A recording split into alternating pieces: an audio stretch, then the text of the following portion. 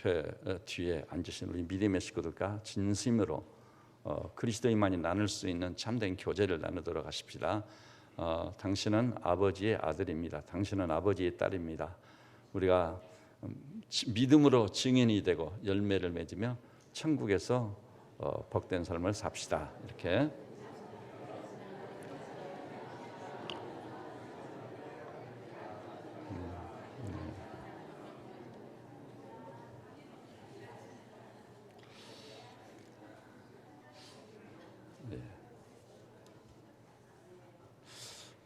우리 그 인간이 당면한 문제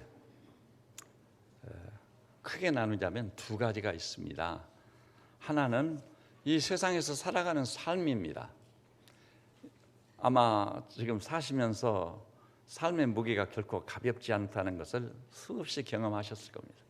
이 세상은요, 우여곡절이 많은 곳이에요. 뭐 예외가 없어요. 제가 목회하면서 이분 가정은 아무 문제가 없겠지. 근데 돌아보면 그게 아니더라고요. 예기치 못한 그런 문제가 있어요. 그런 소용돌이 속에 살고 있는 것입니다. 진짜 이 세상에서의 삶은 참으로 버거운 것입니다. 연세 많은 어른들 계시지만 지금까지 살아온 지나간 날을 돌아볼 때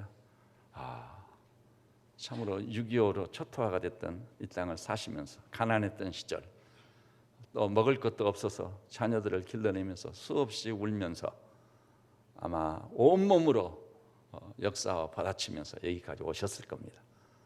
그럼 지금 태어난 젊은이들이라고 그런 문제가 없을까요?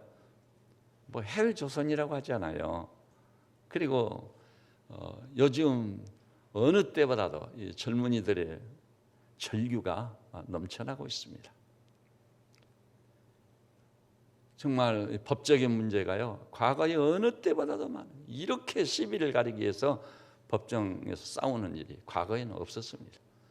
사람들이 지은 죄도 죄질이 너무 나쁜 거예요. 지금 우리 형제 자매님들께서도 주님과 동행하면서 주의 지킴과 보호와 또 공급 속에서 세임을 받아 승리할 수 있는 삶을 사시기를 바랍니다. 가서는 안 될 것을 가서는 안 되고요.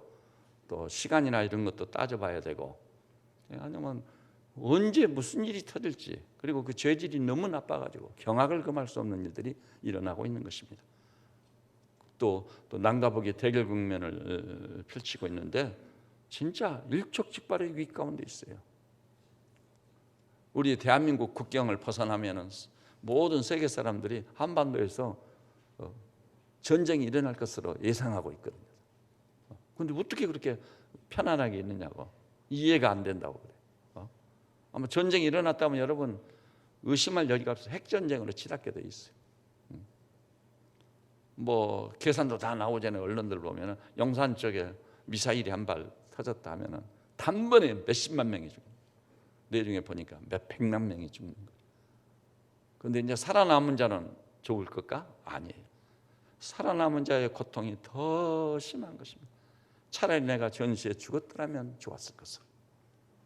그것이 우리가 직면한 또 문제 중에 문제인 겁니다.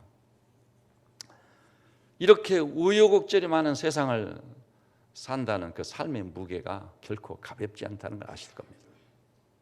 이런 세상을 지나면서 우리 그리스도인들이 과연 그 말씀이 내게 실제로 적용될 말씀일까요? 바울이 그랬어요. 사실은 지금 우리가 사는 시대보다 바울이 살았던 시대는 그리스도인이 살아나기가 더 힘든 시대였어요. 근데 바울이 말하기를 이 모든 일에 우리를 사랑하시는 이로 말미암아 넉넉히 이기느니라. 여러분, 넉넉히 이기는 삶을 살아오셨습니까? 만일 그렇지 못했다면 말씀과 비교해 볼 때 분명히 우리 믿음이 병들었거나 아예 믿음이 없었거나 둘 중에 하나인 겁니다. 저는 여러분의 구체적인 삶의 상황이라든 형편, 조건은 모르는 바는 아니지만 이 강단을 지키는 또 말씀 사역자로서 분명히 말씀드립니다. 우여곡절이 많은 세상이지만 그럼에도 불구하고 그리스도 예수로 말미암아 이 모든 일에 넉넉히 이기는 하나님의 사람들 되시기를 우리 주님의 이름으로 축원합니다. 그럼 목사님, 당신은 이기고 있습니까? 하나님이 저의 증인이시지만 저는 주 안에서 승리하고 있습니다. 물론 실패가 전혀 없다는 건 아니에요. 그럼에도 불구하고 나로 하여금 승리하게 하신 주님을 찬양할지어다. 정말 그렇습니다. 복음의 능력이라는 것은요, 상황과 환경과 조건을 초월하는 거예요. 그래서 항상 기뻐하라, 범사에 감사하라, 쉬지 말고 기도하라. 이것입니다. 이것이 그리스도 예수 안에서 너희를 향한 하나님의 뜻이니라. 승리하셔야 돼요. 그 다음에 또 하나의 문제가 있어요. 여러분 아시죠? 이렇게 살았던 저렇게 살았던 삶은 지나가는 것입니다. 근데 마침내는 예외가 없이 어디에 서게 되죠? 죽음 앞에 서게 됩니다. 죽음을 피할 자 없습니다. 죽음을 비켜갈 자 아무도 없습니다. 그 누구도 예외가 아닙니다. 이 죽음의 문제가 해결되지 않냐면 오늘도 승리할 수 없어요. 사실은 이 가장 무서운 게 죽음이잖아요. 그래서 바울도 고린도전서 15장 보니까 뭐라고 했죠? 마지막 멸망받을 원수는 사망이니라. 여러분, 사망을 대적하여 사망을 너희 쏘는 게 어디 있으면 너희 이기는 게 어디 있느냐? 그리스도 예수로 말미암아 우리에게 이김을 주시는 하나님께 감사하노라 외치며 사는 우리 성도들 되시기를 진심으로 바랍니다. 사망을 대적하여 이기지 못한 사람, 아직 복음이 아닌 거예요. 아직 예수 그리스도를 깊게 만나지 못한 겁니다. 여러분의 신앙을 검증하고 진단해 보십시오.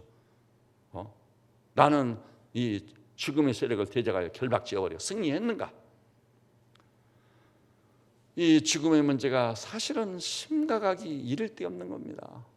그래서 모든 철학의 주제예요. 알고 보면 모든 예술의 주제인 것입니다.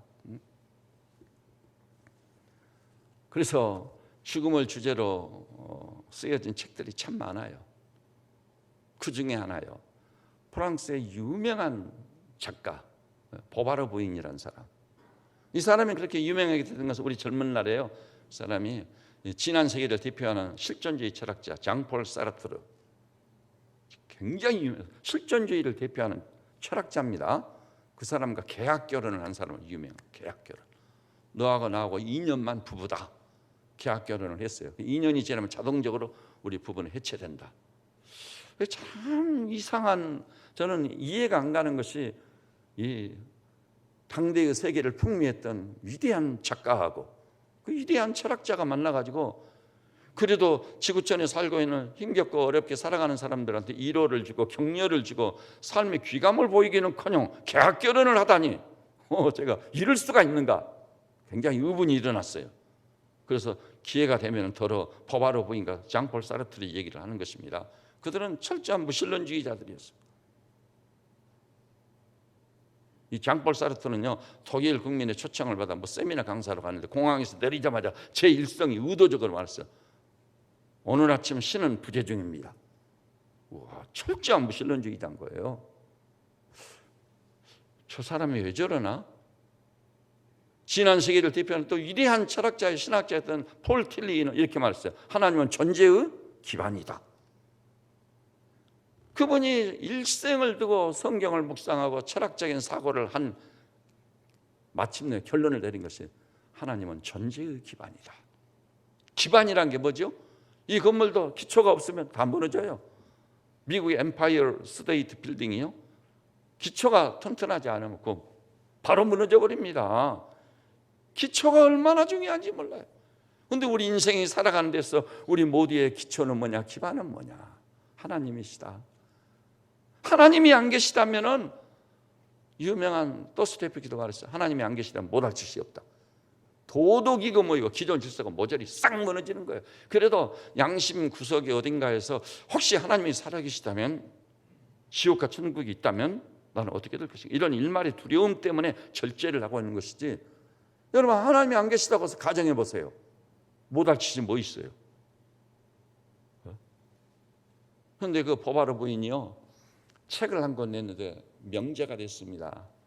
그게 뭐냐면은 인간은 반드시 죽는다. 계약 결혼까지 한 사람이, 한 시대를 풍미했던 실존주의 작가가 이 프랑스 세계적 명문 솔보르느 대학을 졸업했거든요. 그리고 대학 교수도 했었고 많은 작품을 남긴 인물입니다. 그런데 그가 인간은 반드시 죽는다. 그 책을 읽어보면요, 계약 결혼까지 하고 양심이 화인 맞고 마비된 여성인데 그럼에도 불구하고 두려움이 온 거예요. 뭐에 대해서? 세월이 흘러갑니다. 사르트르하고 영국 런던 여행도 하고 계약 결혼을 해가지고 멋지게 사는 것 같았지만 세월이 흘러가면서 어느덧 죽음이 다가오기를 시작하는 거예요. 우리 인생이 날 가져가요. 그 순간 그는 인간은 반드시 죽는구나. 나도 예외가 아니구나. 그러면서 이 죽음이 가져오는 두려움과 공포를 여과 없이 그대로 드러냈어요. 그리고 죽음의 두려움과 공포 앞에 아무도 예일 수 없어요. 우리 교회하고 자매결연처럼 해서 수양회도 같이 하고 했던 저 캘리포니아 북부에 있는 산호세 지역에 있는 지금은 새로 예배당을 잘 지었습니다. 지금 우리가 한번 가보면 참 좋을 것인데 실내 농구장까지 다 갖추고 우리 위성교 목사 그 형제도 제 제자고 그 사모도 제 제자잖아요. 그런데요, 그 사모 소위 안광해라고 하는데 그 안광해 사모의 아버님이 치안본부 제2본부장이었습니다. 그 자리가 어떤 자리냐면은 이 대한민국 영토 안에서 일어나는 모든 데모를 책임지는 총책임자예요. 그 당시에 치안본부 제2본부장이. 그러니까 밤낮 없이 그 데모를 막느라고 얼마나 신경을 많이 쓰고 부하들을 격려하고 그랬는지 엄청 지치고 피곤했어요. 그런데 어느 날 몸에 이상 현상을 느껴서 퇴근길에 좀 일찍 퇴근해서 서울대 병원을 갔습니다. 그랬더니 당신은 간암입니다. 많이 살아봐야 2, 3개월입니다. 사형 선고를 받고 나오게 된 거예요. 그때 그분은요, 저 잠실에 가면 세안교회라고 이렇게 삼성의료원 가는 길에 우리가 보면은 그 교회가 두 개가 보여요. 하나는 세안교회고 하나는 유명한 부흥사인 오간성 목사님이 세운, 지금은 그 아드님이 목회하고 있어요. 또 교회가 하나가 있어요. 근데 그 세안교회 장로님이셨어요. 여러분, 경찰 계통이란 게 어떤 것입니까? 어떤 영역보다 치열한 삶을 사는 것이. 경쟁도 치열하고 줄도 잡아야 되고 자기 마음과 뜻대로 되지가 않은 거예요. 그것도 또 데모대를 막아야 되는 중책을 맡았으니 그때 데모가 뭐 연일연야 데모가 그칠 날이 없었거든요. 근데 이분이 사형선을 받고 병원에서 딱 나오는 순간 그래도 장로님이시다 보니까 믿음이 있었던가 봐요. 주님, 내가 이게 뭡니까? 주님을 위해서 그리스도의 몸인 교회를 한 일이 아무것도 없습니다. 진짜 아무것도 없었어요. 어떻게 내가 부름을 지고 주 앞에 갈 수 있겠습니까? 그래서 그날로야 사표를 딱 제출했어요. 그렇게 버겁게 해서 올라갔던 치안본부 2본부장이란 그 자리 던져버렸습니다. 그리고요, 그 세안교회가 지금 있는 그 건물을 건축할 때거든요. 건축 현장으로 날마다 출근을 했습니다. 사실 그 건물을 짓는 산파역을 한 분이 이 안광해 사모님 친정 아버님인 거예요. 그런데요, 경찰 계통에서 그 치열한 경쟁을 뚫고 사생 결단을 하면서 마침내 올라간 치안본부 2본부장, 나름대로 성과를 거뒀지 않아요. 목적을 달성했고 명예도 얻었습니다. 그 당시에는 또 그런 자리에 있으면요, 물질도 넉넉했어요. 다 이룬 것 같았어요. 그런데 죽음이 찾아오니까 그렇게 치열한 경쟁을 통해 얻은 그 자리고 뭐고 소용없어요. 죽는다는데 그게 무슨 의미가? 치안본부 이번 대통령이 사형 다 던져버리는 거예요. 다 던져버렸어요. 사실 죽음이 가져오는 충격과 그 경악은 금할 수가 없는 것입니다. 근데 죽음이라는 것이 이것이 아직 여기 이제 나이가 젊어서 목사님 나는 아직도 5, 60년은 살아야 됩니다. 5, 60년이 한번 살아보세요. 죽음이 찾아왔을 때 여러분이 어떤 반응을 보이는지. 죽음은요, 지체하지 않고 찾아오는 거예요. 사정없이 압도적인 세력으로 우리를 찾아와요. 의학적으로 그것도요, 잠시일 뿐이지, 유보할 뿐이지 여전히 죽음은 찾아와요. 오직 있으면 바울도 이 죽음을 향해서 이 마지막 멸망받을 원수는 사망이라고까지 얘기했겠습니까? 여기는 저도요, 중학교 2학년 때 죽음에 눈을 뜨게 됐어요. 그때는요, 어린 나이에 벌써 죽음에 눈을 뜨고 이게 뭐냐 했는데 지나놓고 보니까 저를 향한 하나님의 은혜요 축복이었더라고요. 여러분도요 어떤 문제에 당면하면은 그 문제를 묵상하다가 문제에 빠져들어 가지고 헤어나오지를 못하고 왜 하나님 나에게 이런 문제를 주십니까? 그렇게 믿음 없는 생각을 하지 마시고요. 마침내는 참된 그리스도인과 하나님의 사람들은 그것까지 합력하여 유익으로 결론날 줄 믿으시기를 바랍니다. 근데 제가요 중학교 2학년 때 물상 시간이에요. 근데 저는 태어날 때부터 수학, 물상, 화학, 이 자연과학 계열 이런 거다 완전히 담을 쌓아야 될 사람. 정말 지금도 계산을 못해가지고 손으로 꼼짝꼼짝하다가 안 되면은 이제 계산기 어디 있나 찾아가지고 계산기로도 더듬거려가지고 우리 집사람이 그러고 당신은 머리가 어떻게 됐기에 그 초등학생도 걷더니 하는 계산을 못해가지고 헤매는 거예요. 그 돈을 손에 들면은 돈을 이렇게 잘 처리를 못해가지고 그렇죠. 은행에 가가지고 제일 곤란해요. 은행 직원이 뭐 어떻게 해야 될지를 모르니까 얼마 전에도 은행을 갔는데 어떻게 해야 될지를 모르니까 우리 집사람 은행 일을 어떻게 보고 하느냐고 그러더라고요. 그날 물상 시간이다 보니까 공부가 하기 싫은 거예요. 그날 날씨도 화창하니 가을날 좋았거든요. 이렇게 좋은 날은 밖에 나가서 친구들하고 좀 거닐기도 하고 얘기도 하고 등산도 하고 즐겨야 되는데 이게 뭐냐. 그러니까 이런 생각이 문득 들더라고요. 내가 이렇게 하기 싫은 공부를 열심히 하는 이유는 뭐냐. 공부를 조금 잘해서 성적이 오르면 좋은 고등학교를 갈 거다. 그럼 좋은 고등학교를 가면 그 다음에는 좋은 대학을 갈 거다. 좋은 대학을 가면은 좋은 직장에 취업을 좋은 직장에 취업을 하면 아름다운 여성을 만나가지고 가정을 이룰 거다. 그 다음에는 아들 딸 낳고 다복하게 살 거다. 그 다음에는 끝까지 추리를 때 마침내 죽는다는데 탁 당도하더라고.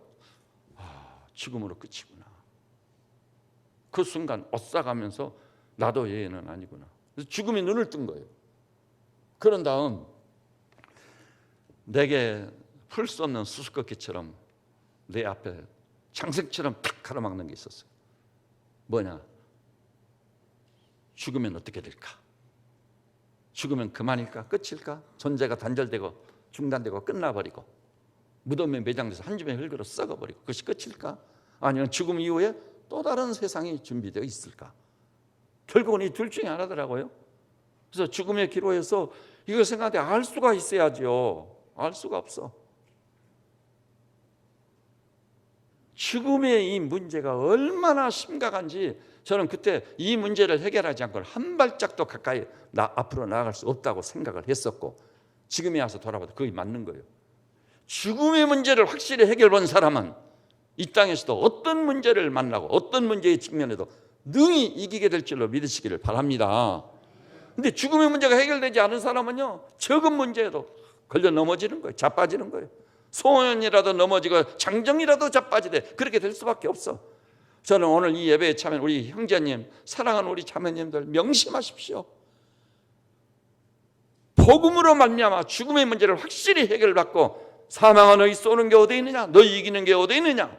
그리스도 예수로 말미암아 우리에게 나에게 이김을 주시는 하나님께 감사하노라 찬양하며 달려가며 사는 우리 성도들 되시기를 우리 주님의 이름으로 축원합니다.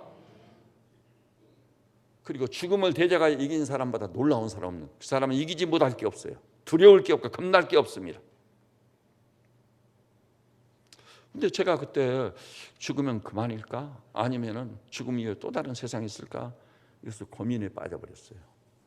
근데 그때 이제 제가 제 앞에 엄청나게 압도적으로 다가오는 게 제가 그래도 교회를 다니고 있었으니까 부활이라는 이미지가 탁 떠오르더라고요.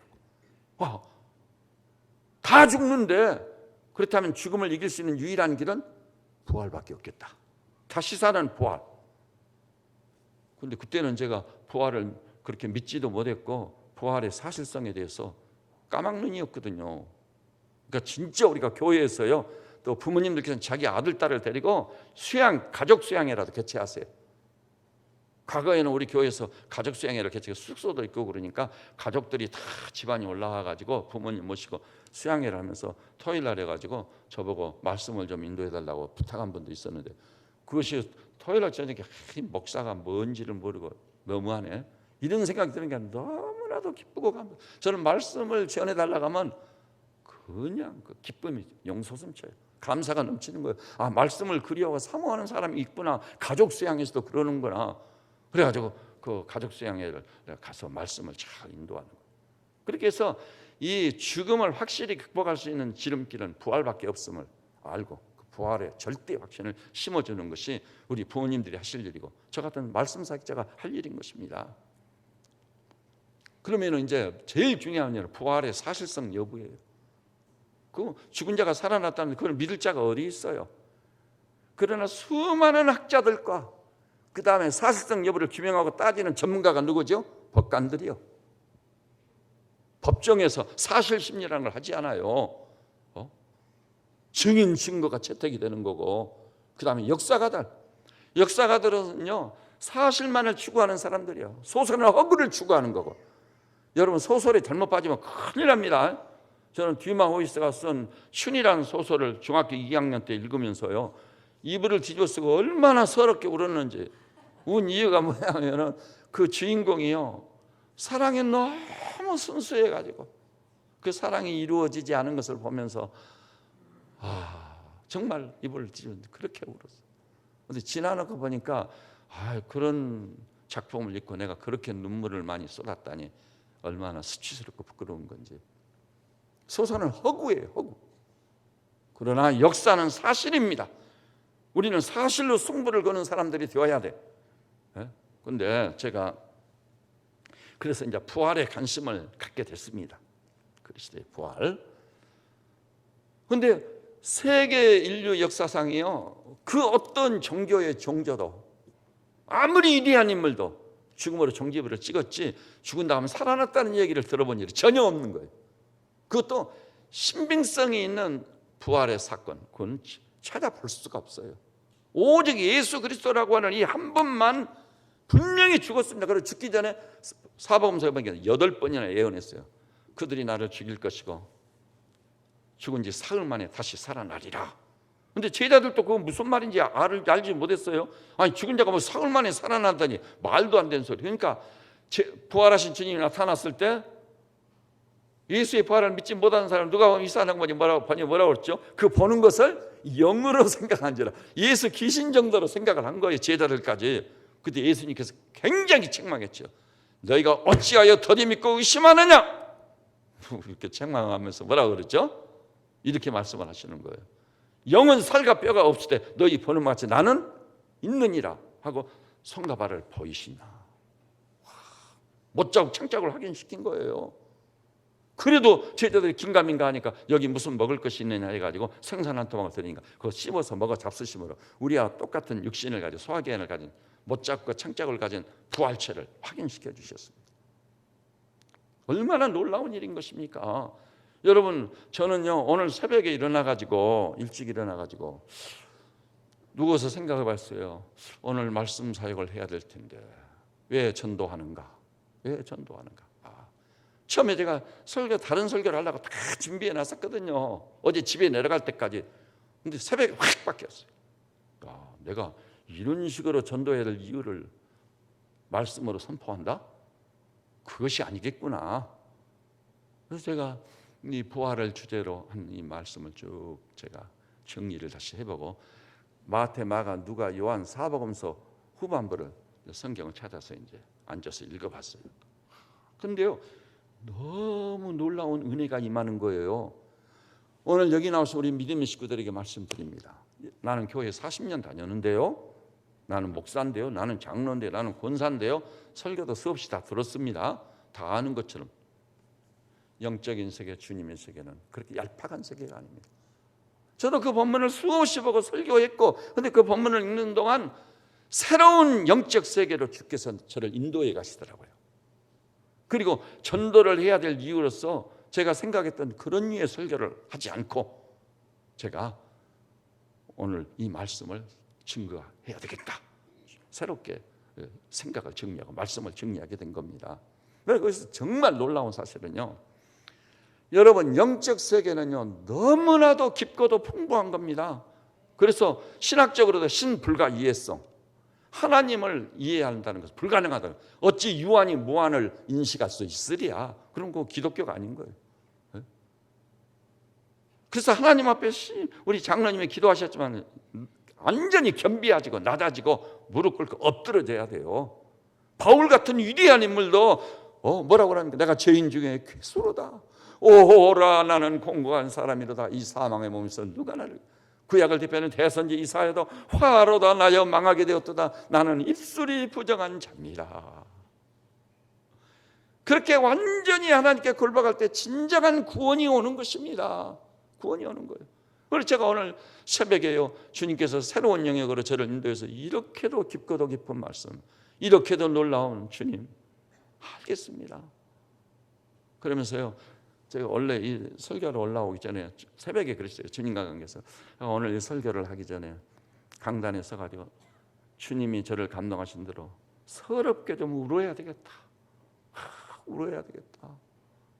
그래서 잠자는 심령들을 눈물로 좀 깨운 다음 이 설교를 해가지고 우리 교회에 오신 형제 자매들이 한도 빠짐없이 하나님 살아계심을 믿게 되고 그리스도 부활이 나의 부활인 것이 확실히 믿어져서, 아까 제가 예배 서시에서 낭독했잖아요.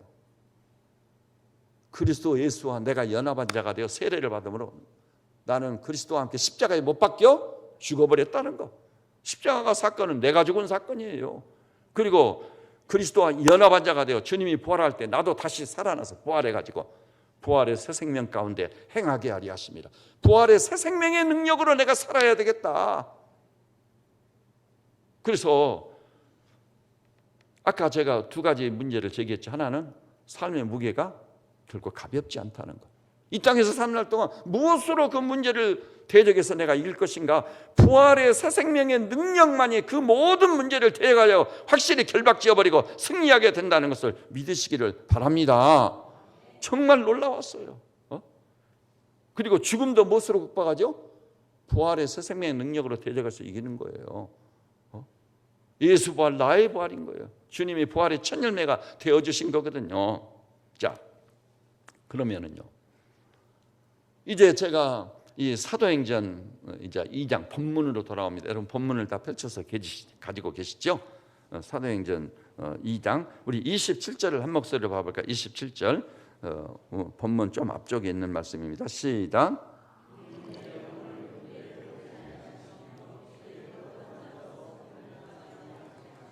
네, 이거 다윗이 읊은 시거든요. 애언적 시예요. 그런데 그 시의 내용은 뭐죠? 내 영혼을 음부에 버리지 않고 주에 걸어간 자로 썩음을 당하지 않게 한다. 이 말씀의 주제가 뭐죠? 애언인데 부활이에요. 부활. 주에 걸어간 자로 썩음을 당하지 않게 한다. 부활입니다. 그러면 이것이 다윗 자신의 그 운명을 이렇게 예고했었을까요? 전혀 아니에요. 29절 우리 한 목소리로 봐볼게요. 29절 시작. 형제들아, 내가 조상 다윗에 대하여 담대히 말할 수 있느니 다윗이 죽어 장사되어 그 묘가 오늘까지 우리 중에 있다. 다윗이 썩음을 당하지 않고 부활했던가요? 아닙니다. 여러분 예루살렘 성지순례를 가신 분들은 그거 보셨을 거예요. 별, 다윗을 상징하는 별이 있죠. 다윗의 별이 있고 그 지하로 내려가면 거기가 다윗의 묘지가 있거든요. 다윗은 죽어가지고 땅에 매장돼서 무덤에 있는 존재예요. 부활이 없어요. 그런데 오늘 다윗이 예고편은 거룩한 자로 썩음을 당하지 않게 한다. 다윗은 썩어버렸어. 그러니까 이 다윗의 시적 예고가 다윗 자신을 향한 말씀이 결코 아니었단 말이에요. 구약이란 말이 암시해 주듯이 예수 그리스도에 대한 예언이었던 거예요. 그래서 그 위대한 베드로가 그렇게 설교했잖아요. 자, 31절 우리 한 목소리로 봅시다. 31절 시작. 미리 본고로 그리스도의 부활을 말하되 그가 음부에 버림이 되지 않고 그의 육신이 썩음을 당하지 아니하시리라 하더니 다윗이 성령의 감동에서 장차 일어날 일을 미리 본 겁니다. 미리 본 거로 그리스도의 부활을 말한 거다. 그래서 그가 음부에 버림이 되지 않고 그의 육신이 썩음을 당하지 아니하리라고 미리서 예고한 것이라고 말씀하고 있어요. 그 결과 이 예언대로 예수님이 이 땅에 오셔서 우리 죄를 속하고 십자가에 죽으시고 3일 만에 부활한 거예요. 부활. 그래서 32절 우리 한 목소리로 봐볼까요? 너무나도 위대하고 놀라운 말씀. 32절 시작. 이 예수를 하나님이 살리신지라 우리가 다 이 일의 증인이로다. 이 예수를 하나님이 죽은 자 가운데 다시 살리심으로 주님이 부활하신 겁니다. 그런데 이 예수의 부활 사건을 놓고 베드로가 뭐라고 그러죠? 우리는 다 이 일의 증인이로다. 이제 비교서 전도라는 용어가 나왔어요. 증인. 우리가 복음을 증인으로 전파하고 증거하는 게 전도지 않아요. 여러분, 전도라는 것은요, 내가 전도를 하려고 힘쓰므로 되는 것이 아닌 거예요. 전도라는 것은 하나님이라는 분이 우리로 하여금 증인이 되게 하시니까 자연스럽게 저절로 증인이 되는 거예요. 여기 보십시오. 우리가 이 일의 증인이로다. 베드로가 뭐 증인을 하려고 애를 쓰고 노력했습니까? 그게 아니고 베드로가 다시 사신 부활의 주님을 직접 만나버린 겁니다. 원래 안 믿었잖아. 아까 그래서 그랬죠. 그 보는 것을 영으로 생각한지라. 안 믿었는데 부활의 주님이 딱 나타나가지고 못자국 창자국까지 보이면서 어찌하여 더디 믿고 의심하느냐 꾸짖었으니, 이렇게 부활의 주님을 정확히 만날 때 베드로가 어찌 되겠습니까? 부활의 주님을 직접 두 눈으로 확인한 증인이란 말이 목격자라는 말이잖아요. 그 누구도 부인할 수 없는 거예요. 이것이 부활의 역사성이고 사실성인 겁니다. 그래서 베드로가 증인이 되게 돼 있는 거예요. 오늘 여기 나오신 우리 교우들께서 십자가로 속량을 받았고 특별히 영적으로요, 못자국 창자국을 확인한 자처럼 예수 부활을 확실히 믿게 되셨습니까? 그렇다면 여러분은 증인이 돼요. 증인이 된 겁니다. 증인이 되게 하신 거예요. 하나님이 하게 하시는 거예요. 토마라는 사람은요, 얼마나 믿음이 없었는 제자임에도 불구하고 제자들이 부활의 주님을 만나보면 우리가 주님을 만나봤다, 주님 돌아가심으로 끝나는 게 아니라 다시 사셨다, 영광의 형체로 다시 살아나셨다, 창자국도 받고 못자국도 받다. 그러니까 도마가 뭐라고 그래요? 내가 내 손을 내밀어 못자국을 만져보고 내 손을 내밀어 창자국에 넣어보지 않고는 믿지 아니하기는. 이게 인간이에요. 인간의 죄성이요. 이 불신보다 무섭고 끈질긴 죄악이 없는 거예요. 이 자아가 바싹 깨져야 이 시대에 하나님의 종들로 쓰임을 받게 될 줄 믿으시기를 바랍니다. 이런 분들이 일어나서 교회를, 예수 그리스도를 머리로 삼기에 충분한 영광스러고 복된 그리스도의 몸으로서 교회를 탁 세우는 거예요. 그럴 때 그 교회가 구원의 방주가 되고 만민의 기도하는 집이 되고 온 세상에 하나님의 영광을 만방에 선포하는 위대한 주님의 교회가 될 줄로 확실히 믿으시기를 바랍니다. 그러기 전까지는 우리가 잠잠해야 돼요. 좀 겸손하고 엎드려서 주님 내게 이 은혜를 주십시오. 사도행전의 주역들을 보니 이렇게 했습니다. 로마서 10장 여러분 아시죠? 너희가 내 입으로 예수를 주라 시인하면 이로 말미암아 구원을 얻으리라. 예수를 뭘로 시인해야 된다고요? 주로 시인해야 된다. 이건 로마 시대의 법정 정령, 지금 근래에요, 로마 법정 기록이 다 밝혀져 가지고 그 정보를 다 가지고 있습니다. 그리스도인이라면 무조건 체포해 가지고 법정에 세우는 거예요. 야, 예수가 네 주냐? 내가 믿는 예수님이 여전히 내 인생의 주인입니다. 그러면 바로 죽음으로, 바로 죽는 거예요. 그러니까 그때 그 입으로 예수를 주라 시인한다는 건 거짓이 있을 수가 없는 거예요. 입술로 주로 시인했다면 죽는 거니까. 그래서 진정성 있는 고백들이었던 것입니다. 진정성. 그 예수님이요, 주로 고백을 받기 위해서, 주로 우리로부터 섬김의 대상이 되기 위해서 로마서 14장 9절 늘 인용하죠. 그리스도께서 죽으시고 부활하신 것은, 나도 십자가도 믿고 부활도 믿는다. 아니에요. 그 다음에 죽으시고 부활하신 궁극적인 이유가 뭐라고요? 산 자와 죽은 자의 주가 되려 하심이라. 지금 우리 한국교회가 복음에서 너무 많이 이탈해버린 거예요. 그래서 가짜 그리스도인들이 수두룩에 그 믿음 자리는 천국에 갈 수 없습니다. 사실 나도 십자가도 믿고 부활도 믿는다고 말은 좋다. 그걸 믿는다면요, 존재가 달라지고 삶이 달라져야죠. 바울은요, 원래 이름이 뭐죠? 사울이요. 사울. 큰 자다. 나면서부터 로마의 시민권 소지자요, 원추 기둥을 가진 엄청난 부잣집 아들이고 가말리엘 문화에까지 유학한 인물이요. 도덕적으로는 흠이 없는 자로다. 율법이 흐르는 흠이 없는 자로다. 이런 인물이었지만 바울이 어때요? 예수 믿는 자들을 잡아 죽이고 감옥에 가두고 막 그런데요, 다메섹, 지금 다마스쿠스로 가는 도상에서 부활의 주님이 그를 탁 찾아오잖아요. 사울아 사울아, 깜짝 놀라서 누구십니까? 하니까 나는 내가 핍박하는 나사렛 예수라. 네가 어찌하여 나를 핍박하냐. 그때 부활의 주님을 정확히 만나버린 겁니다. 그래가지고 사울이 뒤집어서 바울이 된 거예요. 그래서 여러분 알죠? 고린도후서 5장 10절에 그런 적 누구든지 그리스도 안에 있으면 새로운 피조. 저는 여기 계신 우리 형제들, 제가 주님과의 관계에서 정말 설교 전에 제가 서럽게 울어야 되겠습니다. 주님, 각성을 시킨다면 내가 오늘 이 말씀을 선포해야 되겠습니다. 왜 그런 열망이 막 끌어올랐냐 하면, 그렇게 말씀을 전해서 돌아서면 아니 옳시다네. 그 어떤 양반은 정말 그 위치에서 그래서는 안 되는데 교인들 하나 듣는 데서 나는 하나님이 안 믿어진다고. 그 말을 때 이 목사는요 무너져 내리는 거예요. 이럴 수가 있단 말인가? 이럴 수가 있단 말인가? 여러분, 지나간 날이지만 다 하나님 앞에서 회개해야 돼요. 회개해야 돼. 그러니 그 믿음 가지고 무엇을 하겠습니까? 오히려 이 복음의 이 진보에 장애물밖에 안 되는 거예요. 이게 이 무서운 일이에요. 이게 하나님 나라 입장에서 보단다면은. 바울이요 그리스도 안에서 새로운 피조물, 요한신학은 영접하는 자, 곧 그 이름을 믿는 자들은 하나님의 자녀가 되는 권세를 줬다. 그런데 이런 존재적 변화가 없단 말이에요. 여러분, 예수 부활을 도마처럼 못자국 창자국 주님이 딱 보이시면서 그러면 손을 내밀어 내 못자국 만져봐라, 손을 내밀어 내 창자국에 넣어봐라, 따라서 해볼까? 그리하고 믿음 없는 자가 되지 말고 믿는 자가 되라. 그러니까 도마가 어떠죠? 그 자리에서 완전히 거꾸로져. 불신이고 더듬이니까 완전히 다 굴복당해가지고 오 마이 로드 마이 갓, 나의 주님이시고 나의 하나님, 나의 주님, 나의 하나님이십니다.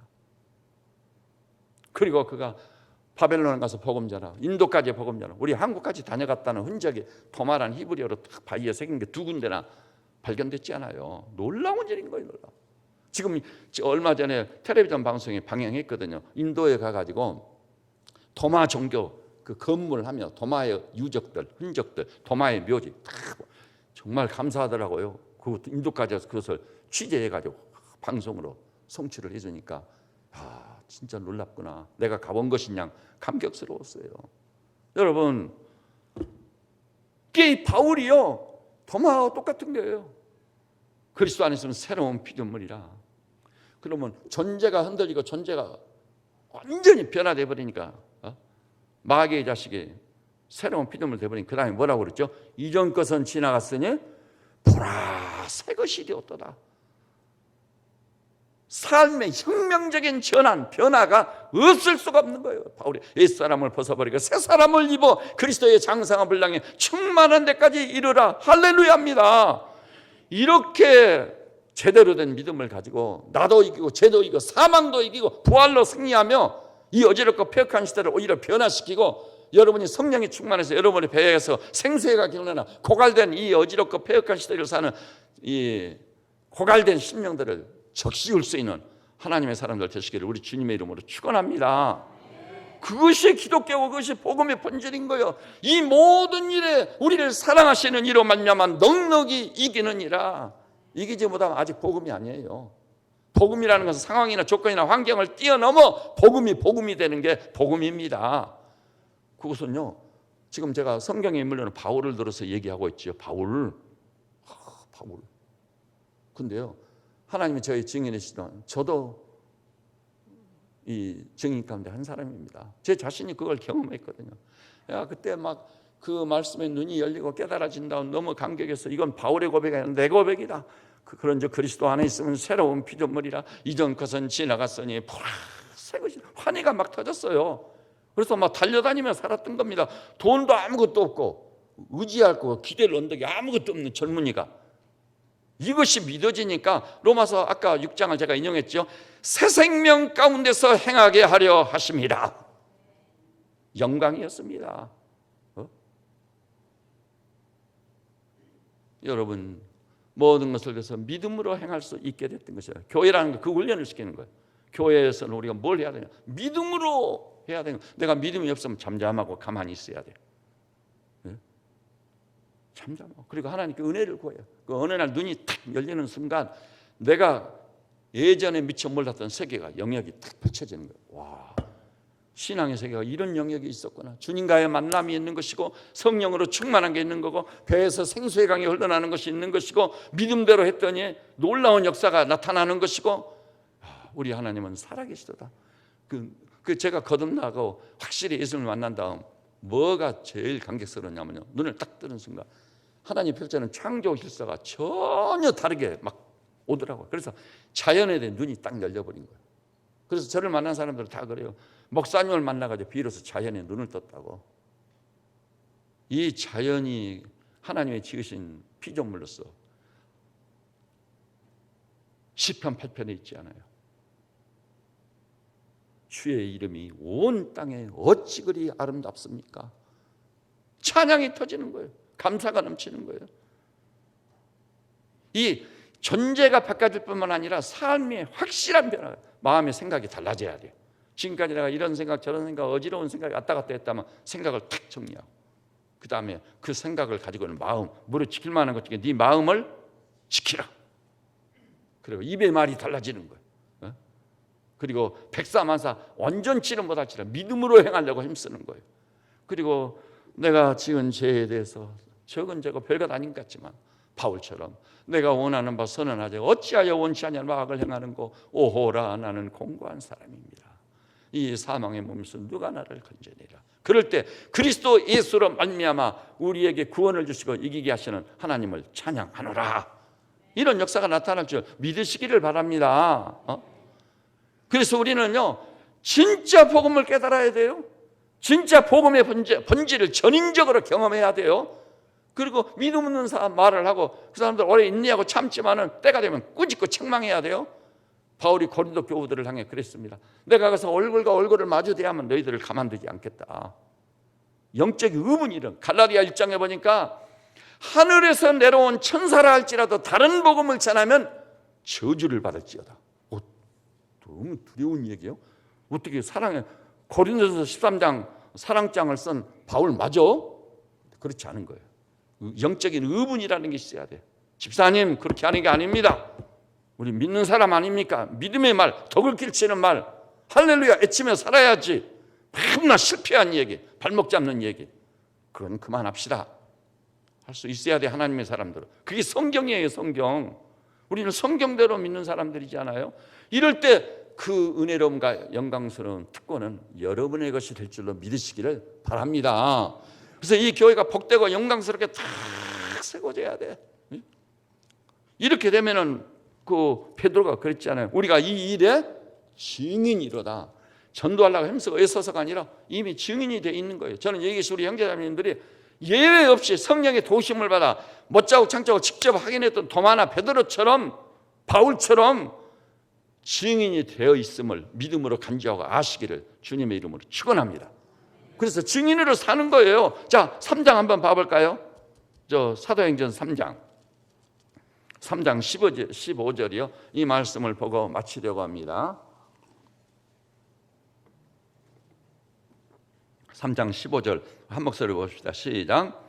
생명의 주를 죽였도다. 그러나 하나님이 죽은 자 가운데서 그를 살리셨으니 우리가 이 일의 증인이로다. 이제는요 베드로의 입을 막을 자가 아무도 없었어요. 4장에 가서 보니까 다시는 예수 이름으로 말하지 말 가르치도 말라고 하니까 하나님 앞에서 너희 말 듣는 것이 하나님 말씀 듣는 것보다 옳은가 판단하라. 우리는 보고 들은 것을 말하지 아니할 수 없다. 죽지 않고 썩지 아니하고 쇠하지 아니할 영광의 부활체로 변모된 주님을 직접 만나봤고 못자국 참적을 항해했고 40일 동안이나 이 땅에 계시면서 확실한 많은 증거로 친히 살아나심을 증거해서 나타내 보이신, 그렇게 해서 부활을 확인한 제자들이 입을 다물 수 있겠어요? 있을 수가 없는 거예요. 그들은 이미 증인이 되어버린 거예요. 입만 열리면 하나님께서 이 예수를 다시 살리신지라 우리가 이 부활의 증인이로다. 증인. 여러분 후반기를 맞이해서 여러분 정말 주님께 엎드리고 굴복당해가지고 은혜를 구하고 긍휼을 구하고 마침내 베드로 수준에서 도마의 수준에서 예수 부활을 확인하고 확실히 믿어져가지고 완전히 그 앞에 굴복당해가지고 증인이 된 줄 알고 세상을 향해 외치는 전도자들, 증인들 되셔서 반드시 열매나 결실로 그 증거를 보일 수 있는 우리 성도들 되시기를 주님의 이름으로 축원합니다. 우리 기도하십시다. 주님, 우리 인류가 무슨 소망이 있습니까? 인생을 사는 것도 버거운 것이며 다 살았다 할지라도 죽음이 기다리고 있습니다. 마지막 멸망받을 원수 사망입니다. 오 주여, 우리 인생이 너무나도 허무하고 허탄한 존재입니다. 그러나 우리 주님께서 죽은 자 가운데서 3일 만에 부활하셔서 오늘이 바로 무덤이 열린 날이며 오늘이 바로 부활의 큰 날입니다. 이 날을 지킬 때마다 우리 형제자매님들 성령이여 감동하고 감화하시고 신령한 영안을 열어 주의 법의 기이함을 보게 하셔서 분명히 예수 부활 나의 부활이 되게 하여 주시옵소서. 그리하여 누구를 만날 때 최우선적으로 부활의 증인됨을 확인하고 예수 부활 나의 부활 우리 부활이라고 외치며 살고 불신 가족들 불신 이웃들 몰수히 주님께 인도하여 이 땅을 사는 날 동안 부활의 새 생명의 능력으로 살고 죽음에 대해서는 부활의 새 생명의 능력으로 승리하며 대적하여 결박지어버리고 영광스러운 부활의 산 소망을 이룰 하나님의 종들로 살게 하여 주시옵소서. 예수님의 이름으로 기도드립니다.